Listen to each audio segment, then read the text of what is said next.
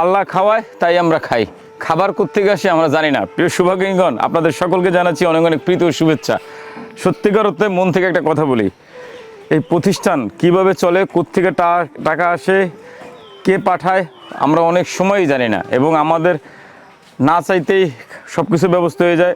আমাদের দেখা যায় প্রায়শই নাই বলতে সবসময় আমাদের নাই লেগে থাকে, কিন্তু যখন প্রয়োজন হয় প্রয়োজনের সময় সব কিছুর ব্যবস্থা হয়ে যায়।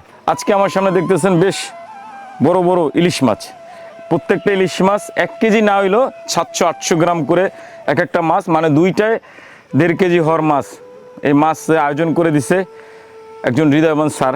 এখানে 41টা ইলিশ মাছ আছে। এই 41টা ইলিশ মাছ রান্না করব। মাছ আমরা সরাসরি কাঁচা সর্ষে ইলিশ করব, বা আমাদের খাওয়াবো।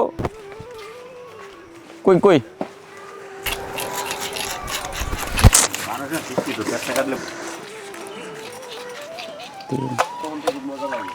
ইলিশ মাছ বেশি ধুইতে হবে না, ধোয়া দরকার নাই। বেশি ধুইলে স্বাদ নষ্ট হয়ে যাবে।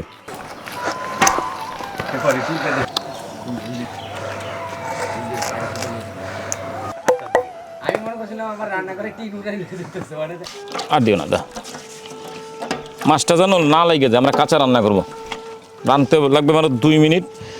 আমাদের ইলিশ মাছ এমন একটা মাছ, খালি হলুদ দিয়ে আর সর্ষের তেল দিয়েই খাওয়া যায়।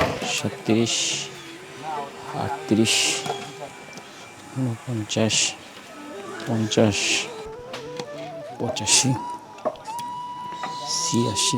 1900 টাকা কেজিতে মাছ বা আমাদের খাওয়াইতে পারাটা একটা, মানে কি বলবো, আল্লাহর রহমত ছাড়া